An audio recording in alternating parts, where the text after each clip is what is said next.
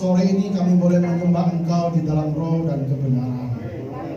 Karena Engkau adalah Tuhan kami yang benar, Tuhan yang roh itu. Supaya itu kami bersyukur Tuhan mengerti kami. Tuhan hadir di tengah-tengah kami hari ini. Kami mohon kepada Engkau ya Tuhan, mari Roh Kudus bekerja samalah dengan hamba-Mu untuk menyampaikan firman-Mu dan menyatakan kuasa-Mu. Dalam nama Tuhan kami Yesus Kristus kami berdoa. Amin. Silakan duduk. Shalom. Apa kabar? Luar biasa. Haleluya. Terima kasih doanya Bapak Pendeta Anwar yang luar biasa buat hamba yang kecil ini. Kiranya Tuhan memberkati Pak Anwar bersama dengan keluarga dan kita semua. Amin. Bapak Ibu Saudara, saya memulai dengan pertanyaan. Karena biasa saya khotbah itu selalu bertanya terlebih dahulu. Ya, untuk mengetes Anda sampai di mana dulu ya, supaya nantinya saya masuknya gampang. Apa bedanya kata atau kalimat penting dan genting? Apa bedanya penting dan genting? Bedanya apa? Penting itu apa? Genting itu apa? Silakan jawab. Kalau nggak jawab saya nggak mulai. Status urgennya Pak. Hah? Status urgen. Itu apa? Penting atau genting? Penting. Urgen. Ya itu penting atau genting? Genting. Genting. Oke, terima kasih bro. Luar biasa. Ya. Jadi menurut bro kita yang salibnya cukup besar di dadanya, ya kan? Urgent itu genting, gitu ya. Oke, good. Ada lagi? Genting itu apa? Mari. Oke, mendesak, darurat itu genting, bagus. Ya, luar biasa. Biasanya saya tanya di gereja lain nggak ada yang jawab. Sampai-sampai saya nggak mulai khotbahnya. Lalu penting itu apa? Yang penting itu keperluan. Hah? Tuh tadi sudah dong, genting mendesak. Sekarang penting mendesak juga, gitu ya. Penting itu apa? Tadi sudah, penting sudah. Sekarang penting. Sering kita ngomong ini penting loh. Ya? Hah? Keperluan. Memperhatikan. Tidak bisa ditinggalkan, Pak. Nah, oke. Penting berarti sesuatu yang tidak boleh dibiarkan, tidak boleh ditinggalkan. Harus fokus ya. Wajib. Nah, ya Rob. Bagus ya. Ini orang pintar-pintar semua ini. Sudah nggak perlu khotbah lagi. Penting adalah sesuatu yang utama. Itu penting. Bapak Ibu Saudara punya hal-hal yang penting dalam rumahmu, bukan? Ada surat itu penting ya, KTP itu penting, SIM itu penting, surat tanah itu penting, surat rumah itu penting, surat kematian itu penting, surat vaksin juga penting. Betul ya? Itu penting itu. Kalau namanya penting, kita harus pelihara, bukan? Kita harus jaga, bukan? Nggak boleh sampai hilang. Kalau hilang udah cakau. Cakau tahu nggak? Bahasa Madura itu. Cakau itu udah tidak celaka. Ya itu bahasa Mandarin. Nah, sekarang saya mau tanya lagi. Waktu Anda dengar khotbah, itu penting atau genting? Waktu firman Tuhan disampaikan, itu penting atau genting? Penting ya? Nah, waktu Anda dengar khotbah, lalu HP Anda itu bunyi, itu penting atau genting itu? Hah? Hah? Isinya Pak. Genting itu ya? Waktu saya sedang khotbah, ya dong, Roh Kudus bekerja, misalnya ya. Nah, Roh Kudus pasti bekerja. Apalagi yang khotbah orang ganteng gitu ya. Harus sedikit guyonan supaya nggak tegang gitu ya. Nggak ngantuk. Ya, Anda ini saya percaya bukan orang ngantuk-ngantuk ya. Karena firman Tuhan penting. Ketika kita mendengar firman Tuhan, lalu HP kita yang kita bawa, semua bawa HP gitu ya. Hari ini zaman orang anak-anak sampai semua punya HP ya. Atau murah atau yang mahal itu terserah Anda. Tapi kalau bunyi HP itu waktu kita fokus dengan firman Tuhan, lalu kalau kita tidak cepat-cepat matikan, ini karena yang penting loh ya. Kalau nggak cepat-cepat matikan itu bunyi terus, bagaimana itu mengganggu orang lain, bukan?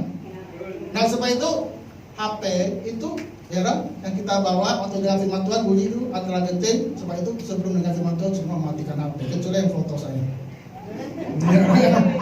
Ya? Jadi kita bersyukur hari ini kita boleh mendengar firman Tuhan. Itu penting. Amin. Nah, karena penting semua fokus ya. Semua menonton ke saya, semua melihat ke saya. Hari ini kita akan belajar firman Tuhan dengan tema memelihara kesatuan gereja. Memelihara kesatuan roh. Nah, sebelum kita melanjutkan firman Tuhan, mari kita buka Alkitab kita. Kita buka di dalam Efesus pasal 4 ayatnya yang ketiga. Efesus, lihat di layar. Next. Ya, sudah saya tayangkan semua ini. Tadi siang sebelum saya berangkat ke sini saya cepat-cepat tulis ini ya.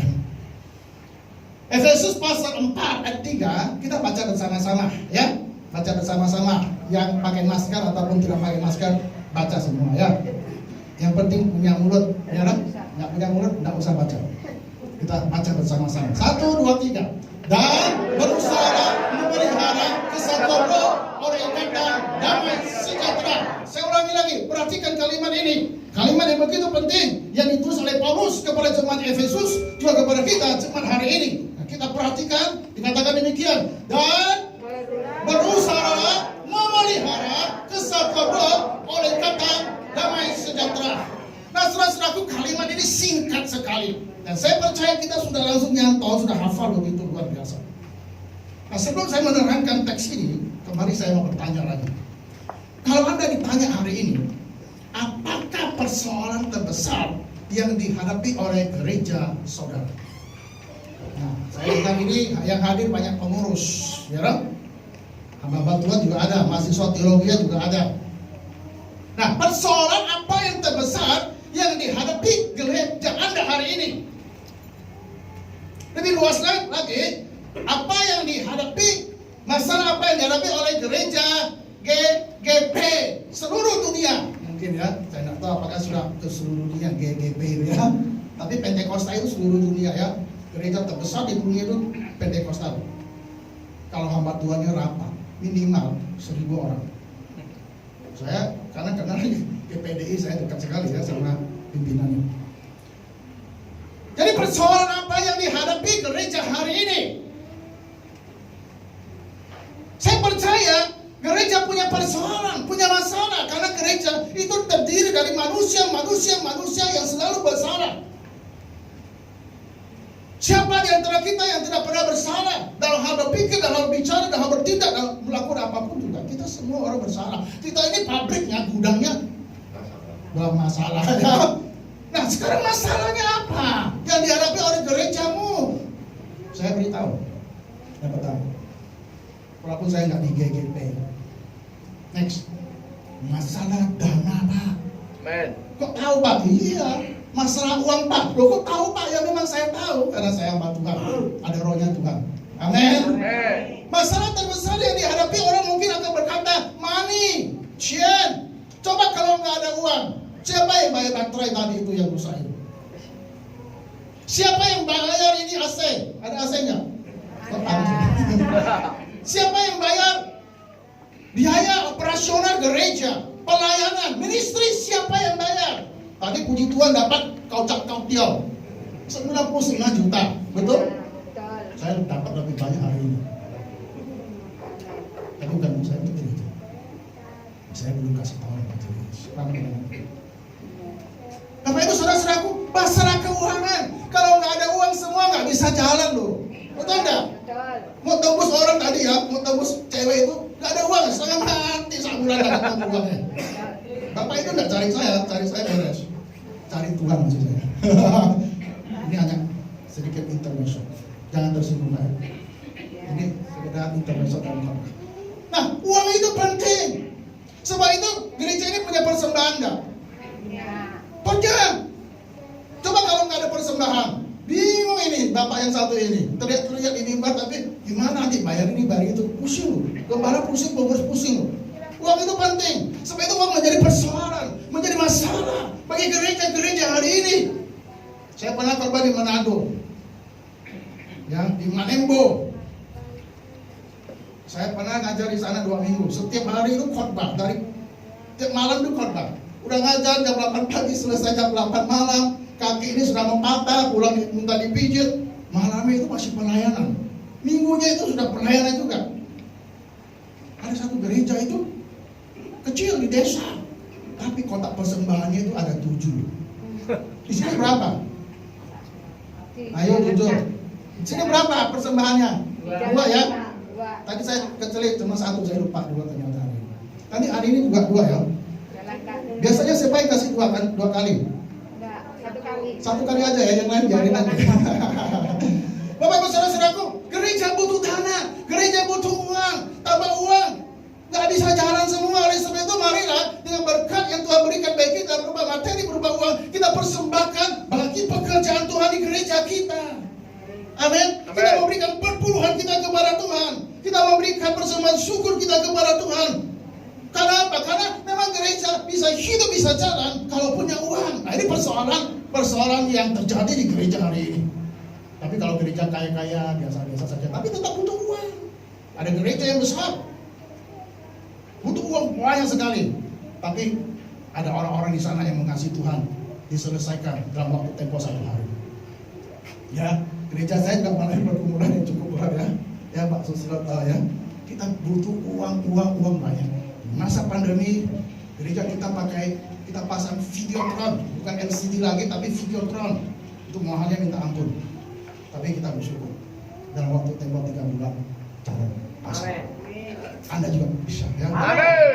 Nah, uang persoalan yang pertama. Persoalan yang kedua adalah next, persoalan manajemen. Kalau nggak ada yang atur gereja ini, kalau nggak ada hamba Tuhan, nggak ada gembala, nggak ada pengurus, nggak ada guru-guru sekolah minggu, nggak ada yang ngatur siapa yang main musik nanti, siapa yang melayani MC, siapa yang melayani khotbah dan sebagainya. Lalu manajemennya amburadul, nggak karu-karuan, maka gereja akan kacau, nggak maju. Jadi manajemen itu penting. Nah ini menjadi persoalan yang kedua yang dihadapi oleh gereja-gereja hari ini, manajemen. Saya lanjut, ini belum firman.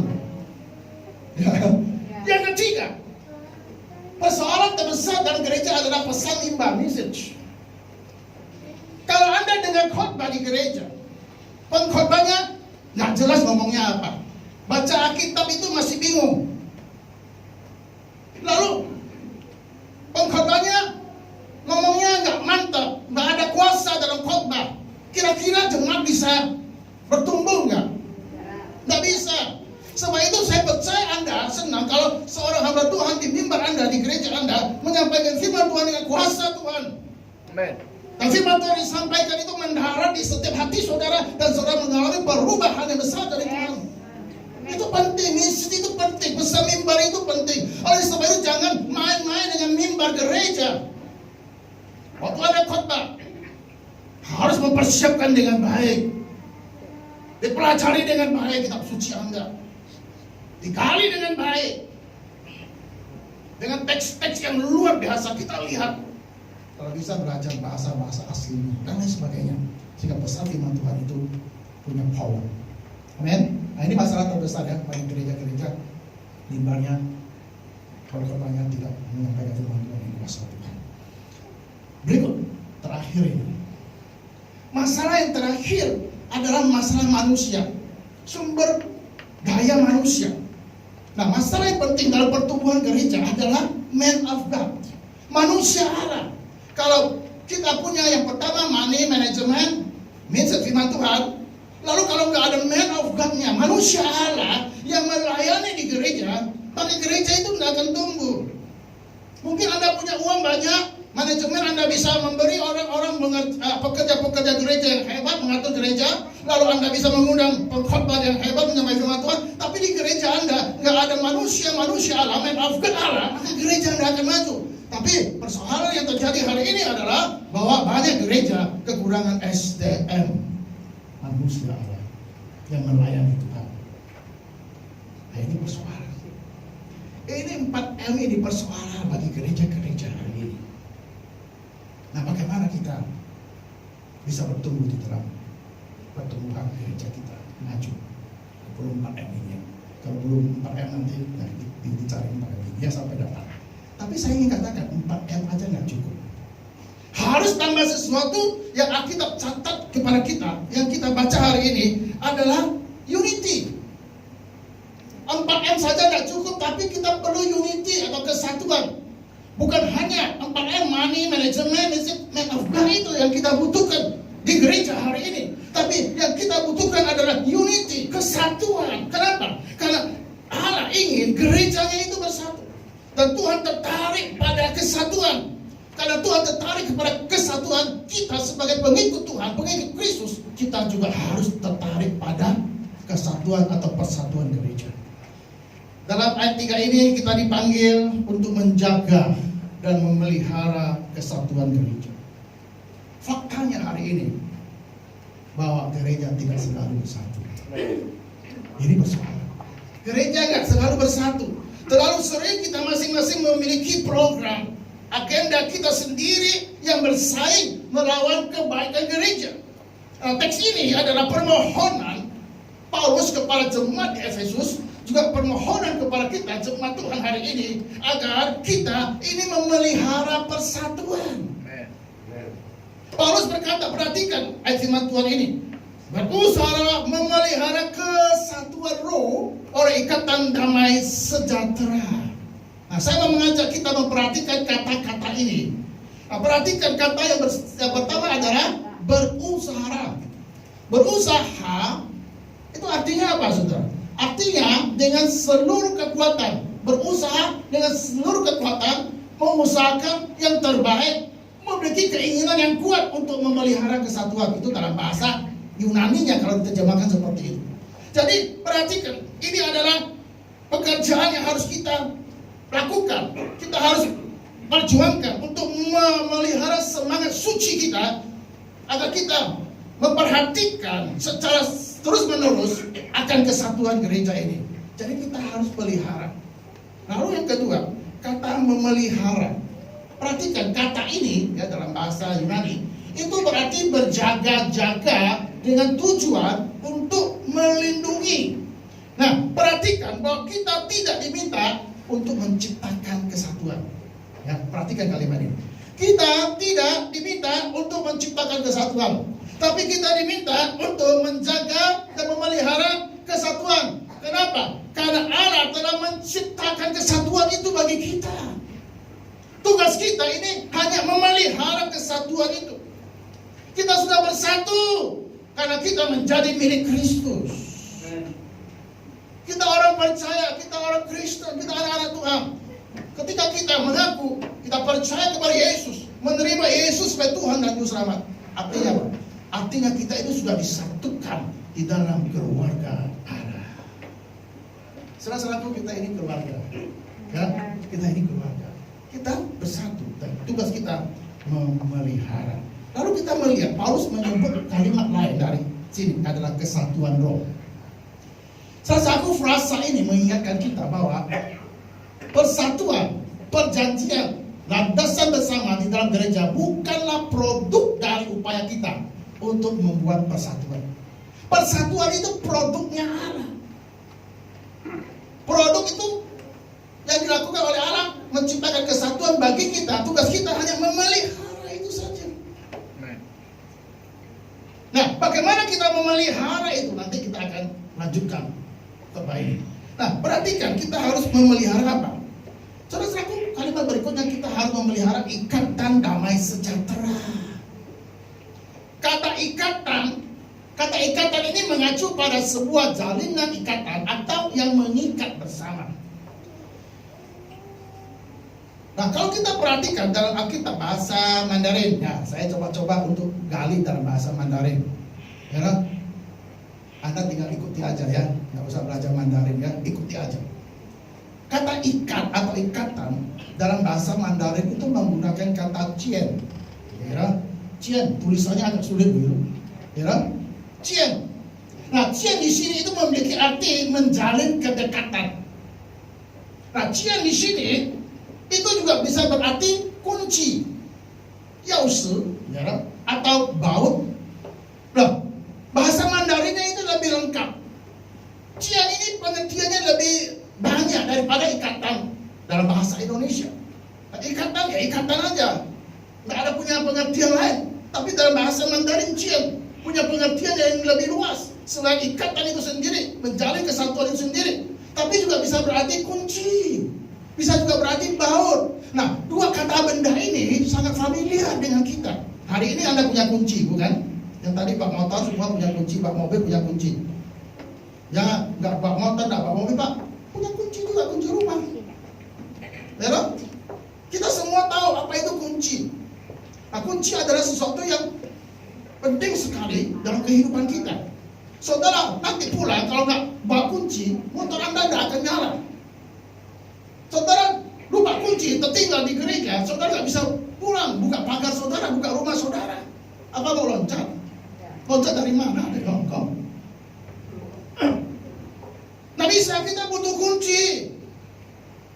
Nah, kunci adalah sesuatu yang penting. Kunci itu sangat bermanfaat sekali. Selain untuk mengikat, untuk menutup, kunci juga bisa membuka segala persoalan kehidupan kita. Kunci ini penting sekali. Kunci itu bisa menyelesaikan masalah-masalah yang tidak pernah kita bisa selesaikan. Kalau saudara ada kunci, kunci itu bisa berupa kunci, tapi kunci itu juga bisa jadi kunci kata-kata, kalimat-kalimat atau password dalam pengertian kunci itu masuk. Nah, saudara, kunci itu penting. Lalu kalimat yang kedua, kata benda yang kedua adalah baut. Nah, baut itu juga penting loh. Saudara-saudaraku, dalam kehidupan banyak hal, banyak faktor. Baut itu adalah suatu hal yang penting untuk apa? Mengikat, betul, untuk mengencangkan sesuatu. Kalau kita punya sesuatu atau sepeda pancar sudah kendor, lalu kita lihat bautnya sudah mulai agak nggak bagus, tak nyaman, kita harus mengencangkan baut itu supaya kencang dan tidak mengalami kecelakaan kalau kita membawa sepeda tersebut. Jadi baut ini adalah hal yang penting. Sebab itu kata cian ini baik sekali, indah sekali. Jadi saudara-saudaraku, kata mengikat di sini, apa yang perlu diikat, apa yang perlu dikunci, apa yang perlu dibaut adalah damai sejahtera. Amen. Gereja butuh damai sejahtera. Keluarga butuh damai sejahtera. Amen. Kita masing-masing membutuhkan damai sejahtera. Amen. Tanpa damai sejahtera, saudara-saudaraku, kita nggak akan bisa hidup dengan baik. Walaupun kita memiliki kekayaan yang berlimpah-limpah, tapi tidak ada damai sejahtera, sama saja seperti di neraka. Saudara-saudaraku, kalaupun kita memiliki gereja yang bagus, tapi dalam gereja tidak ada damai sejahtera, sama saja kita memasuki tempat yang sangat menyiksa. Tapi kita bersyukur damai sejahtera itu harus diikat. Saudara-saudaraku, damai sejahtera itu berbicara apa? Damai sejahtera itu berbicara ketenangan. Damai sejahtera itu berbicara harmoni. Damai sejahtera itu berbicara kerukunan. Ikatan yang mengikat gereja bersama dalam persatuan adalah perdamaian. Ketika kita berdamai satu sama yang lain, kita dapat menjaga, memelihara kesatuan gereja. Tapi saudara-saudaraku, banyak gereja di mana anggota-anggota gerejanya itu kadang-kadang nggak damai, nggak ada perdamaian, bahkan sering terjadi permusuhan. Ini terjadi di gereja-gereja hari ini. Tadi pagi saya sudah cerita satu gereja di mana ada jemaatnya saling tidak bicara satu dengan yang lain. Ya, kalau keluar gereja pintunya ada 3, ada 4, masing-masing bisa cari jalan sendiri-sendiri. Tapi kalau satu seperti ini, waduh susah. Yang ngomong di gereja ketemunya pas-pasan lagi dia naik, saya turun gitu. Waduh, mau nyapa ya gimana ya, ya hanya lirik sebentar, gitu aja sudah ya. Tapi kalau nggak ada damai sejahtera itu nggak enak. Rumah tangga coba kalau suami istri bertengkar terus, bertengkar sama anak, bertengkar sama mertua, bertengkar sama tetangga dan sebagainya. Waduh, hidup nggak enak. Apalagi bertengkar sama pendeta, ya, tambah susah. Ya, tidak ada ikatan damai sejahtera, tidak ada damai sejahtera. Kesaksian terbesar dari sebuah gereja adalah kesatuan orang percaya. Amen. Kesaksian terbesar dari sebuah gereja adalah kesatuan, terlepas dari perbedaan-perbedaan yang kita miliki. Itu adalah hal yang biasa. Beda pendapat adalah hal yang biasa. Tetapi kesatuan tidak boleh sampai terpecah. Dengarkan apa yang dikatakan Yesus. Coba kita lihat beberapa nats ini. Saya akan bacakan. Dan aku tidak ada lagi di dalam dunia, tetapi mereka masih ada di dalam dunia ini. Dan aku datang kepadamu ya Bapa yang kudus.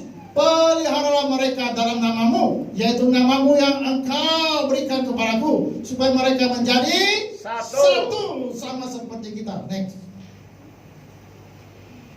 Dan bukan untuk mereka ini saja aku berdoa, tetapi juga untuk orang-orang yang percaya kepadaku oleh pemberitaan mereka, supaya mereka semua menjadi satu sama seperti engkau ya Bapa di dalam aku dan aku di dalam engkau, agar mereka juga di dalam kita, supaya dunia percaya bahwa engkau yang telah mengutus aku. Next. Dan aku telah memberikan kepada mereka kemuliaan yang engkau berikan kepadaku, supaya mereka menjadi satu sama seperti kita adalah satu. Aku di dalam mereka dan engkau di dalam aku, supaya mereka sempurna menjadi satu, agar dunia tahu bahwa engkau yang telah mengutus aku dan bahwa engkau mengasihi mereka sama seperti engkau mengasihi aku. Saudara-saudaraku, ini adalah doa ucapan Yesus Kristus bagi jemaatnya supaya menjadi satu, karena Tuhan tahu, Yesus tahu bakal tidak akan ada kesatuan gereja sampai Tuhan harus berdoa. Nah, tadi saya bersyukur didoakan Pak Anwar sampai saya gemetaran ini. Ya, nanti gantian saya berdoa. Dan terus ini Yesus berdoa loh.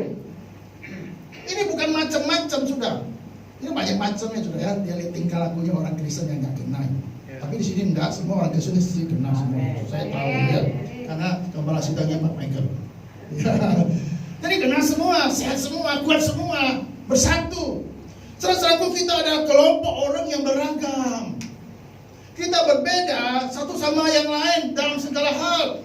Kita beda secara fisik, kita beda secara intelektual, kita beda secara ekonomi, kita beda secara spiritual, dan semua itu bersaing melawan persatuan yang kita harapkan di gereja. Namun dengan semua perbedaan kita ada persamaan. Amin. Nah, ini penting saudara.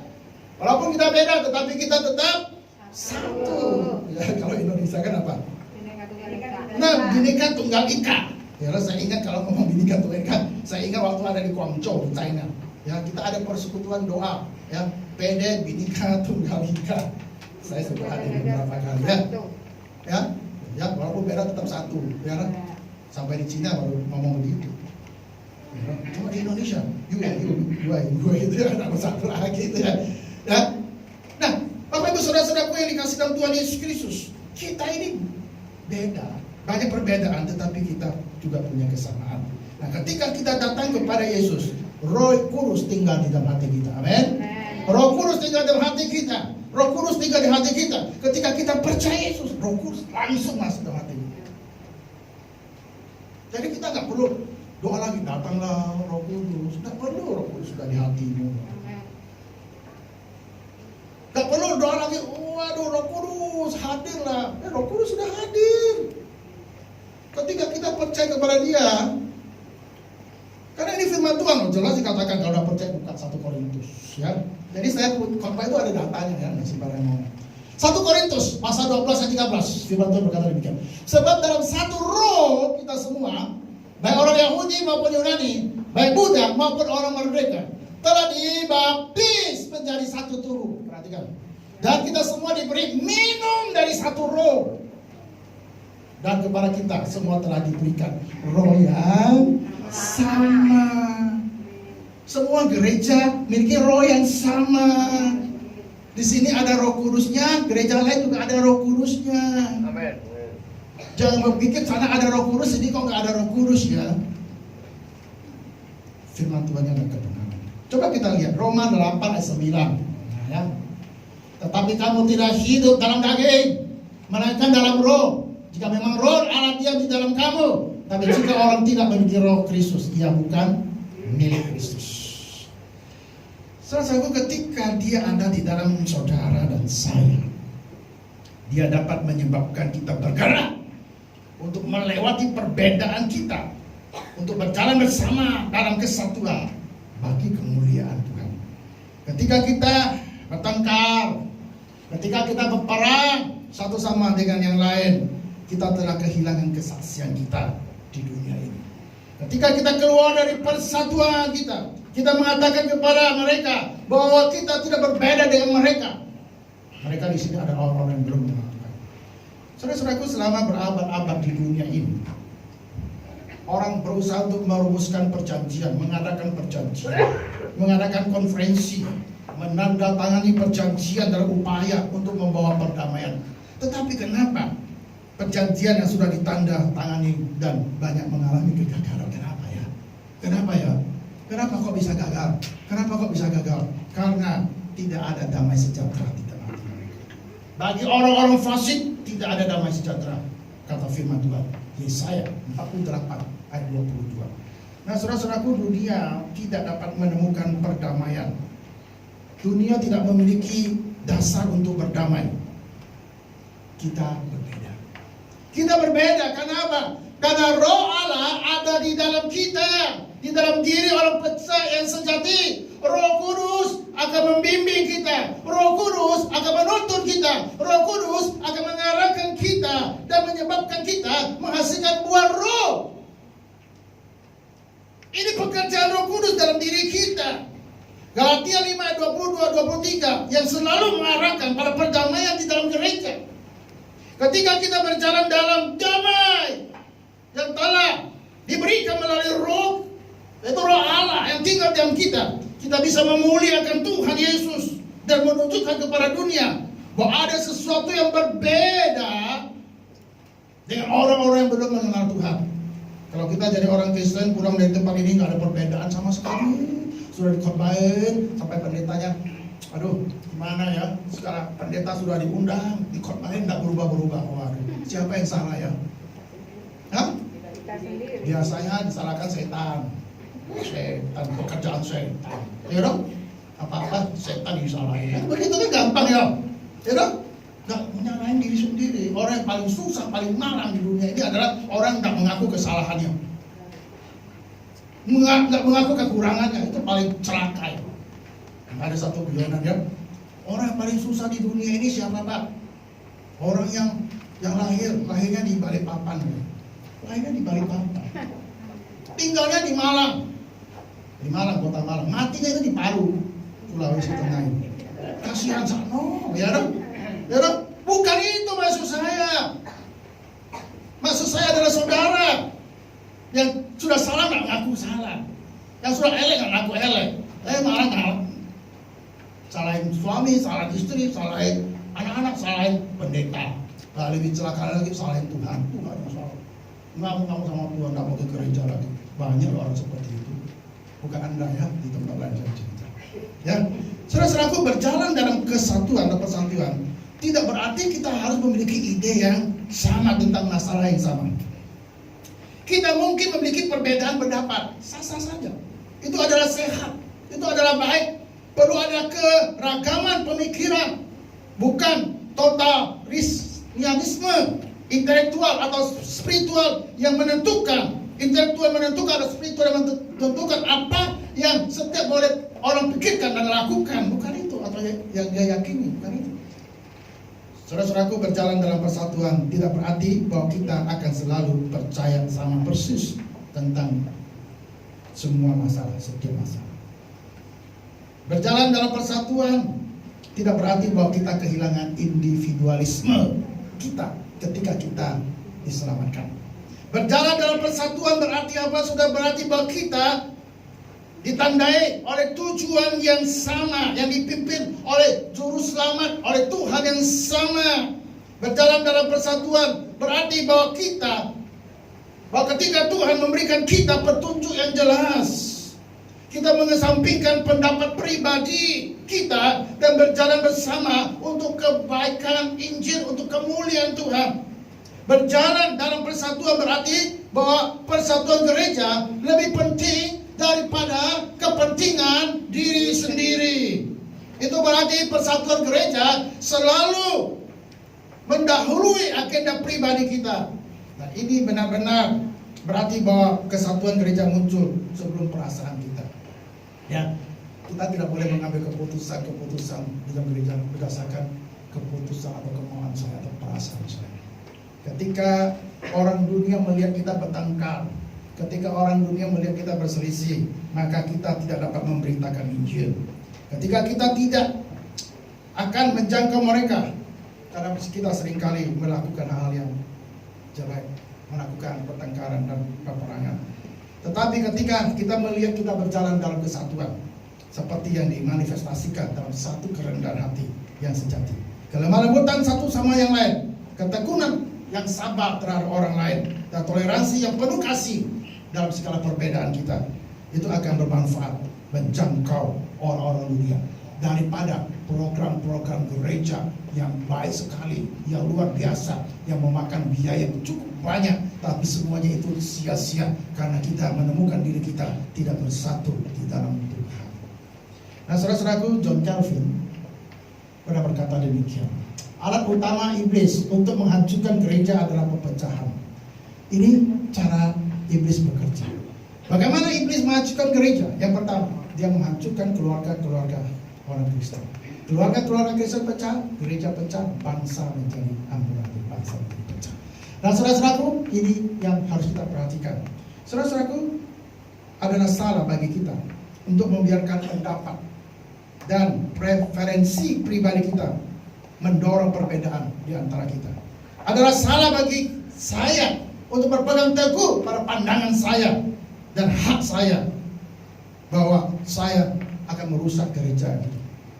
Kita harus mengizinkan kasih Allah bekerja di dalam gereja kita, yang ditempatkan di dalam Roh Kudus dalam diri kita, yang berkuasa sehingga bisa menghasilkan kehidupan kita yang baik bagi kemuliaan Tuhan di gereja kita. Salah satu pada abad ke-17, next, ada seorang uskup agung yang bernama Marco Antonio de Dominis yang menulis kalimat seperti itu. Wah, ya, ini bahasanya agak susah ya. Ini bukan bahasa Dias. Ya, coba lihat. In necessaris unitas, in dubiis libertas, in omnibus caritas.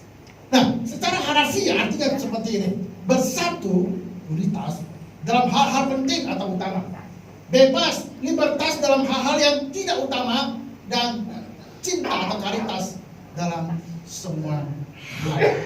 Nah, bagaimana prinsip ini bisa kita kembangkan di gereja kita? Nah, saudara-saudaraku, bagaimana prinsip ini bisa menjadi realitas kita sehari-hari dalam kehidupan kita sebagai orang percaya? Yang pertama adalah, next, seringkali keputusan-keputusan yang kita ambil secara personal maupun institusional sangatlah dangkal dan emosional. Kita mengambil sikap yang melulu berpangkal pada situasi egoistik, lepas dari konteks yang harus dipertimbangkan dalam berbagai sudut dan aspeknya. Jadi saudara-saudaraku, kita bisa melihat apa yang terjadi di sini. Bagaimana kita mengaplikasikan kalimat ini dalam kehidupan kita sehari-hari. Dalam situasi ini tidak ada ruang bagi yang lain untuk berpendapat, ya. Lalu apabila pendapat yang berbeda, sikap itu mudah sekali memecah belah dalam kehidupan. Nah, itu ya. Salah satu seringkali kita berpikiran dangkal. Pokoknya saya punya pendapat harus diterima. Kalau enggak ya sudah. Ya. Ini gimana ya? Hal yang utama kita perhatikan, ya. Jadi kita harus perhatikan yang penting kita utamakan. Yang utamakan, ya. Jangan utamakan diri sendiri. Lalu yang kedua, pelajaran yang kedua, kita kurang mengembangkan pemikiran yang matang dalam menghadapi pilihan-pilihan dalam hidup ini. Alasan-alasan dan pertimbangan yang kita ambil cenderung pragmatis dan berpegang pada prinsip pokoknya tidak boleh, atau sebaliknya pokoknya harus. Kita lupa bahwa ada aspek-aspek lain yang harus dipertimbangkan dalam konteks hidup bersama tanpa harus bersikap ngawur dalam mengambil suatu keputusan. Yang ketiga, banyak hal kita putuskan melulu berdasarkan kepentingan pribadi, bukan kepentingan bersama. Kehidupan rohani bukan melulu masalah privat, melainkan juga menyangkut kepentingan publik.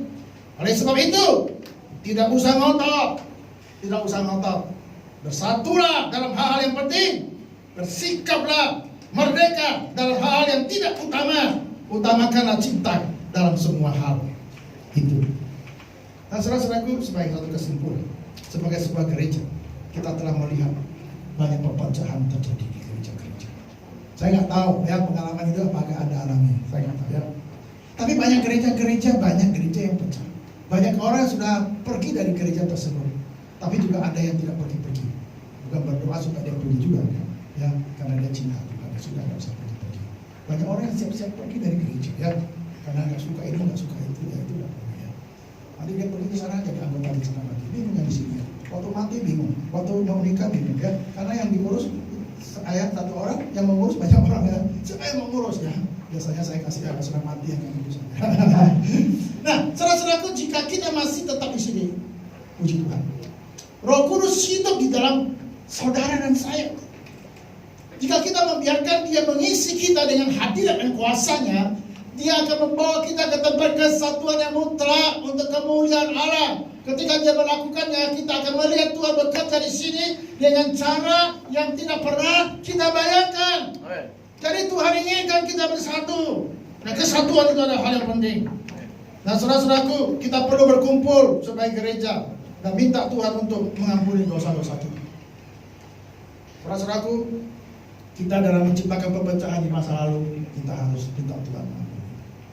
Jika kita menyinggung perasaan orang lain, orang percaya lain, kita harus sadar, kita harus memperbaiki itu. Jika kita sudah tersinggung karena orang lain, mari kita belajar untuk mengampuni mereka. Nah, kita melepaskan pengampunan itu. Nah, saudara-saudaraku, next terakhir, kita sebagai anak-anak Tuhan memiliki Tuhan yang sama. Pasti ada kasih, amin. Pasti ada kasih. Lalu pasti ada kedamaian. Harus ada persatuan. Maka saudara datang dan berdoa kepada Tuhan agar Allah menolong Anda, membantu Anda untuk bekerja bersama, untuk memelihara kesatuan roh dalam ikatan damai sejahtera. Tuhan memberkati. Kita berdoa. Minta Pak Susilo pimpin kita berdoa.